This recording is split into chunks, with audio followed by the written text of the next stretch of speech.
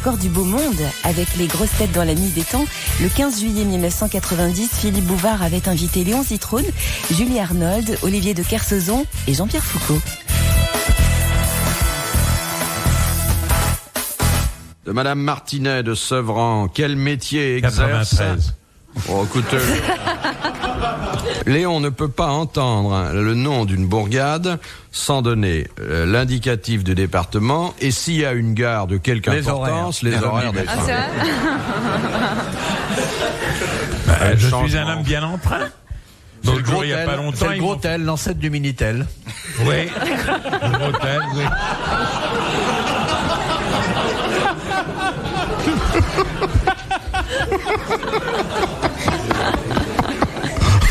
Ils m'ont filé une contredanse.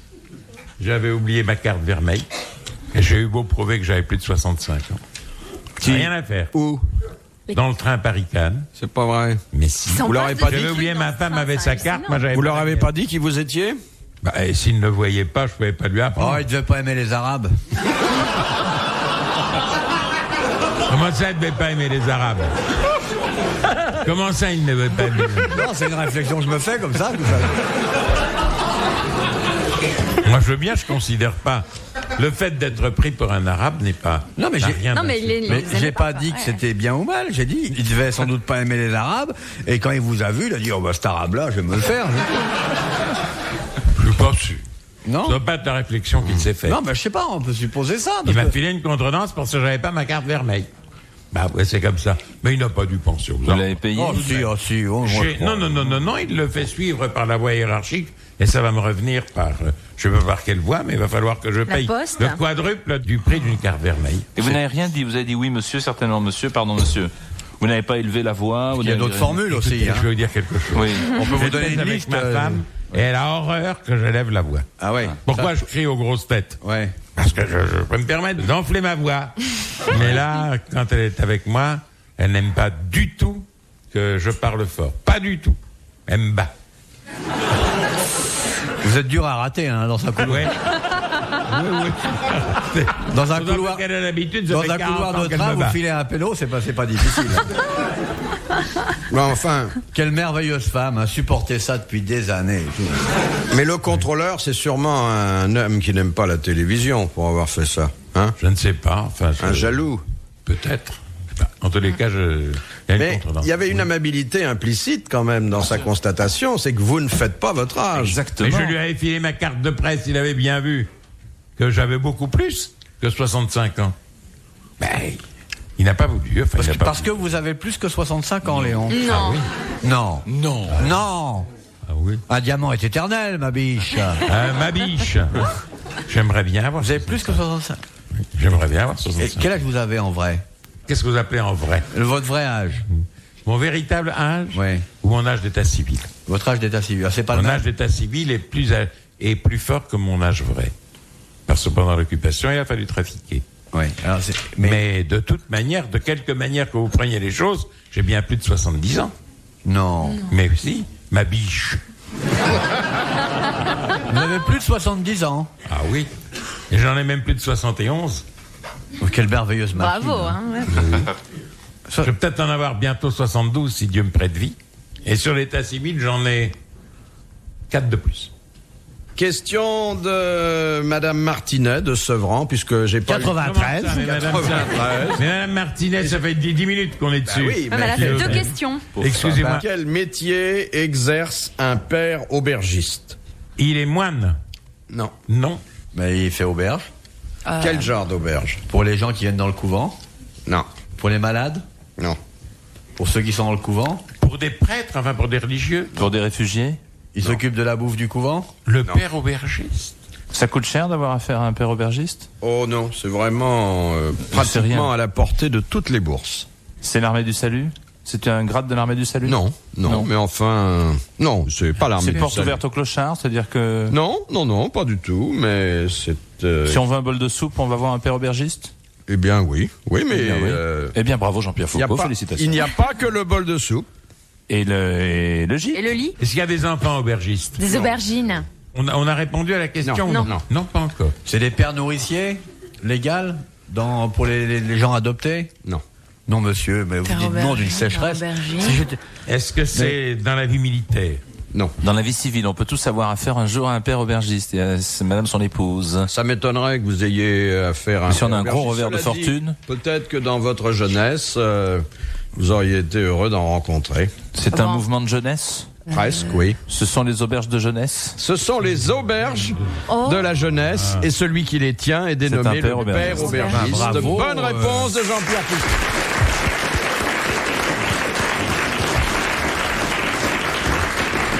Et d'ailleurs, vous ceux avais qui y dit, vont Bouvard. sont dénommés des agistes. Ah, les agistes. Je vous ai dit, ça fait 2 ans que je vous dis, prenez Foucault. Il est très bon. Ah oui. Il a fallu vous convaincre. Merci Léon pour tout. Prenez qui vous voulez, j'en ai rien à foutre. Les grosses têtes dans la nuit des temps. Sur RTL, de 4h à 4h30. Question de Madame Le Bourgeois. Combien de vers y a-t-il dans un sonnet? Une seule 14. réponse. 14. Bonne réponse de notre poète Léon Zitrone.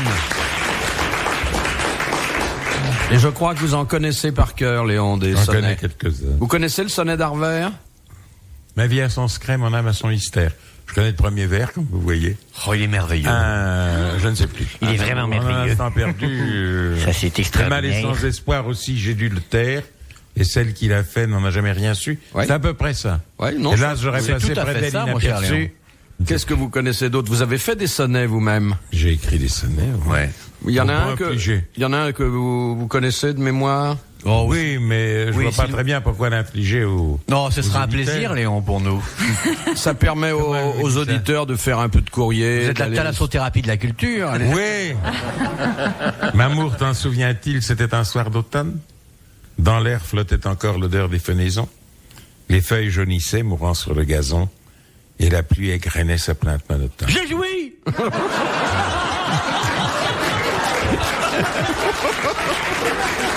Ah, merci Léon. Ah ben écoutez, je vais vous dire quelque chose. Vous auriez dû jouir au début du 3e vers et non pas à la fin du 4e. Finissez, Léon, finissez votre finissez, sonnet. Léon. Non, Finissez ça va. qu'on jouisse une deuxième Non, fois. parce que je vais jouir. Je vais jouir aussi et puis c'est pas possible. Non. Ça va. Non, non. Mais finissez, c'était Une très autre beau. fois. Non, c'était très beau. J'avoue que je suis ravi de ce que vous dites. Ça me fait plaisir Eh de ben, ne pas écoutez, je suis savoir. très content que vous ayez compris. Je vous trouve Terminez, Léon. Non, Oui, mais ça n'a pas terminé, d'importance. allez. Je ne sais plus. Non, on termine. verra ça une autre fois. Termine, ô Je vous courageux le promets. bûcheron du sexe. Je vous le promets, c'est pour retrouver vous savez, la mémoire est Ouais. est quelque chose de très étonnant. Mécanisme C'est fragile. un mécanisme fragile. Ah, quelle merveille. C'est formidable, hein. C'est d'une poésie, c'est d'une beauté, hein. Vous devriez être à l'Académie française. Mais oui. Si c'était Mais pas, oui, si c'était- soutenu par TF1 et par RTL, Ah ouais. je serai bientôt de l'Académie française. C'est vrai? Tout Ah, ça à me fait. ferait plaisir. Tout voilà. à fait. Ah ouais. Il y a des gens qui ont posé ma candidature. Et puis Mais au on m'a moins, conseillé au de moins ne pas quand me vous présenter. partirez avec votre place, ça fera 3 fauteuils de libre d'un coup. Oui. Oui. Moi, j'aimerais beaucoup. Et maintenant, Léon Zitrone va rentrer sous la coupole. Vous croyez? Sur votre épée, il y aura quoi? Un jambon, un horaire de chemin de fer et 2 préservatifs. Tout à fait. Comme vous avez deviné, il y aura 2 préservatifs, c'est vrai. Ça sera difficile pour l'indicateur. Et une vraie dent de Denise Fabre. Une quoi? Une vraie dent de Denise Fabre. C'est rare, hein. Il y en a d'autres. Ils s'en servaient comme fève pour les galettes des rois, là, avant. Et on allume, chaud devant, je tâche. C'est une de nos amies, Denise Fabre. Oui, oui. On l'appelait la décapsuleuse. Oui. Question de Ça Madame lui permet Paul- de râper le fromage en cuisine. Tiens, Denise, ouvre la gueule, j'ai du râpé à faire.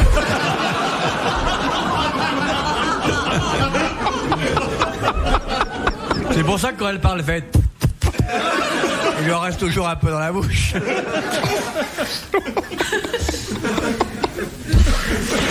Je prie Denise Fabre, si elle nous écoute, Hein? d'accepter mes excuses navrées. Oh, quel dégonflé, vous êtes ravis. Vous la détestez, vous êtes vraiment l'enfoiré. Jamais j'ai vu un faucheton pareil. Oh, mais quel salaud, hein.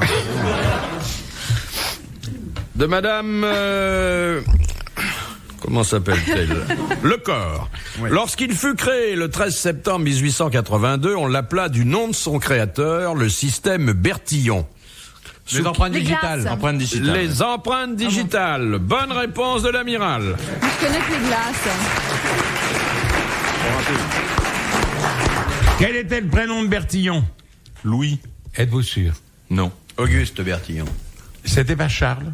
Oui, je crois que c'est Charles Bertillon. Charles Bertillon. Oui, oui. C'était Philippe Berthollet. Non, Berthelot. Philippe Berthelot. Et Hamed le Berbère. Du Quai. Qui présente la centrale Peugeot. Ben, voilà l'histoire du contrôleur. Ah ouais. Tout s'explique. S'il lui a parlé comme ça, monsieur, c'est quoi votre nom, Zitron? Je le vois dans le train de Marseille, moi, se mettre à la porte sous les tunnels pour pas payer quand le contrôleur passe. C'est les vaches qui vont être contentes de voir un train passer avec Zitron dedans. Ouais. Oh. Non, mais Léon est un grand voyageur ferroviaire, hein. C'est ce qu'il préfère. Oui. Au retour, il a fallu qu'on prenne l'avion. Le pauvre avion. Ah oui, le pauvre avion.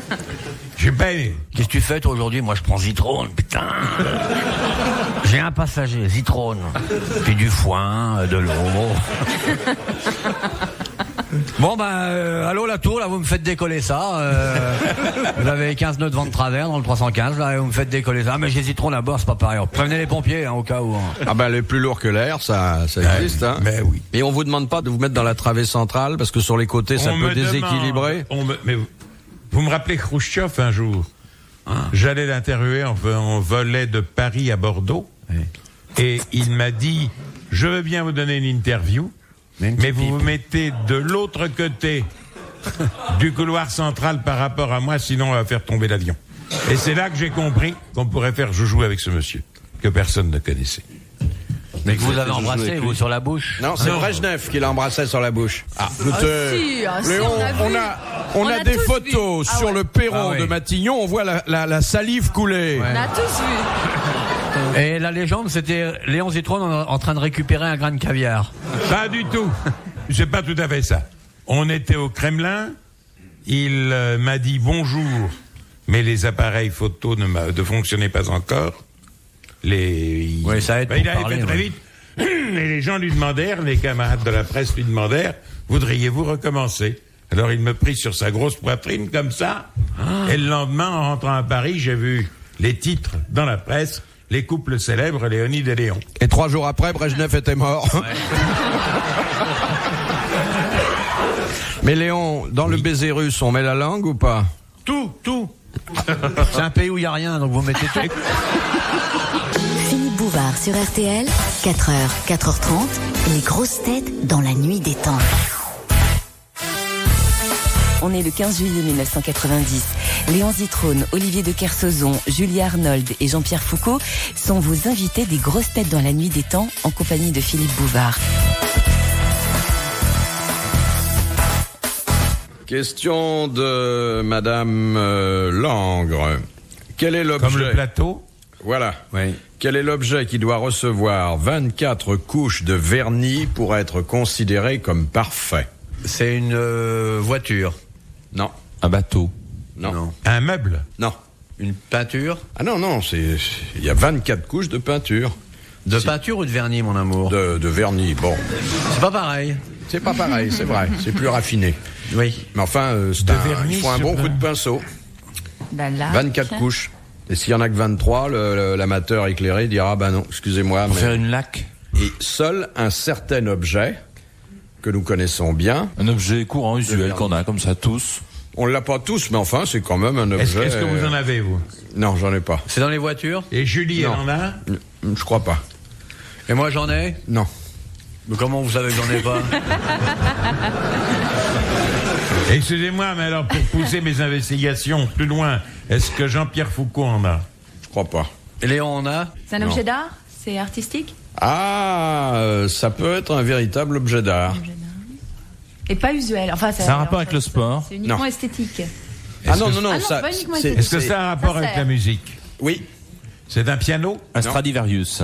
C'est un violon, et généralement un Stradivarius. Bonne réponse de Jean-Pierre Foucault, merci. Bravo!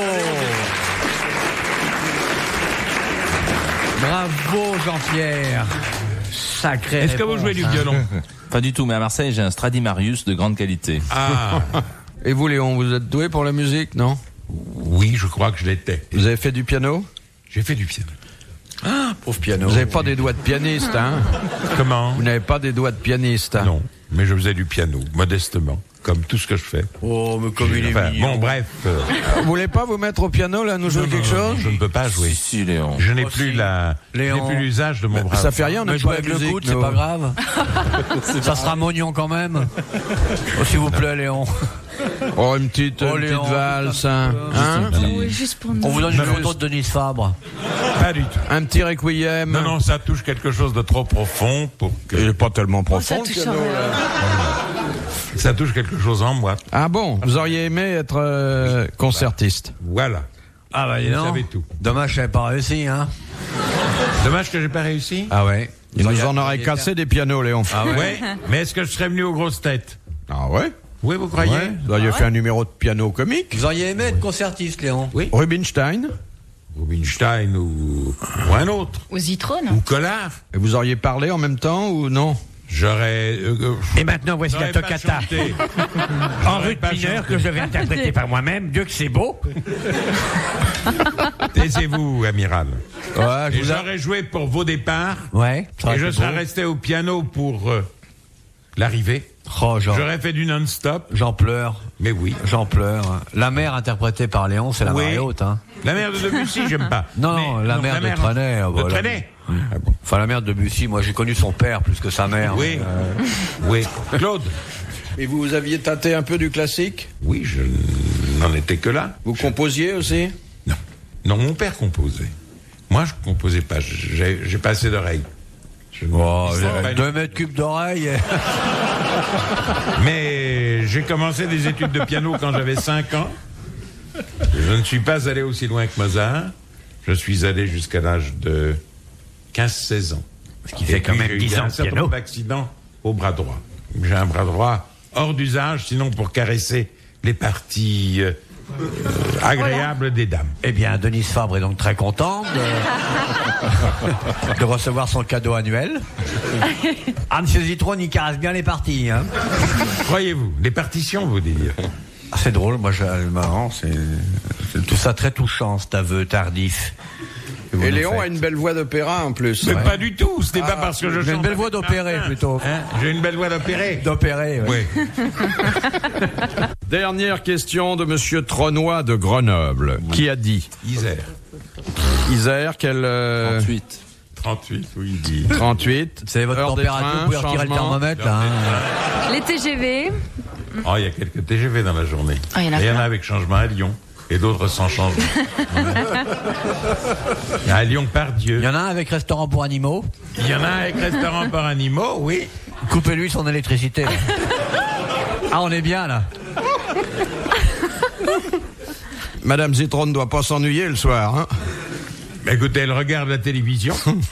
Et puis, elle va dormir. Et moi, je vais dans le salon pour écouter de la musique. C'est très touchant. Non, c'est un goût. C'est vrai? Vous écoutez quoi comme musique? Écoutez, je viens de recevoir les 9 symphonies de Beethoven par Klemperer, Otto Klemperer, Ouais. et c'est mieux que Karajan, qui conduit trop vite. Bon, voilà. Eh, Karajan, au bord de la route, là. C'est Avec curieux cette parce vitesse, un que petit alcoolotest, le boss, Mais là. vous savez, pour notre amie Isabelle, je vais faire un reportage bientôt que vous pourrez voir et qui s'appelle « Le piano est-il un sport ?» Mais ça m'a l'air tout à fait passionnant. Merci, Léon Zitron. Karajan allait trop vite pour vous. Ah, pour Et moi, votre ami Otto roule plus doucement. je connais pas Klemperer, j'ai jamais vu, je crois que j'ai jamais entendu. Mais en compact disque, c'est formidable. Non, c'est le pick-up qui a pris un coup de vieux. Formidable. Très, très Et alors vous vous mettez dans votre fauteuil à quelle heure? Je ne me mets pas dans mon fauteuil, je me mets dans mon canapé aux environs de minuit et demi. Canapé quand ma blindé, femme hein. a cessé de regarder la télévision.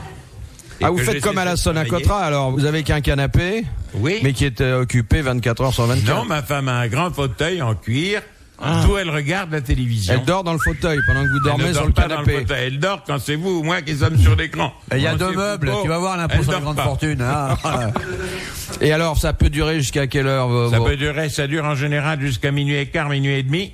Non, mais votre concert. À moi, ça peut durer jusqu'à 2h, 2h30 du matin. J'ai besoin de musique comme d'autres. Et après, craque au bois de Boulogne, pour se dégorger les oreilles. Après, je vais au bois de Boulogne, oui. Après, je vais au bois de Boulogne, qui n'est pas loin de chez moi. C'est vrai que vous écoutez de la musique tous les jours. Tous les jours, c'est trop dire. Mais souvent. Mais très souvent, oui. Et les voisins se plaignent pas? Oh, je le mets en sourdine. J'ai une installation qui me permet d'écouter presque avec un casque. Comme nous faisons dans les studios quand on fait... Mais qu'est-ce que c'est écouter presque avec un casque? C'est-à-dire brancher, met le casque sur mettre le pied. un jack dans le trou et mettre un casque sur la tête. Qu'est-ce que vous avez dit encore? Quelle connerie vous avez dit, Tanira? J'ai rien dit, Léon. Et tout est parti de Grenoble, mais on n'avait pas entendu la question. Et alors, quelle est la différence? Qui a dit un dévot est celui qui, sous un roi athée, serait athée? Lipton. Voltaire, je suppose? Un encyclopédiste? Non, avant. Au 17e? C'est un homme du 17e. Diderot. Molière? La Bruyère ou la Rochefoucauld? C'est Jean Labruyère. Bonne réponse de Léon Zitrone. Bravo, merci, à la prochaine. Retrouvez les grosses têtes dans la nuit des temps sur RTL.fr.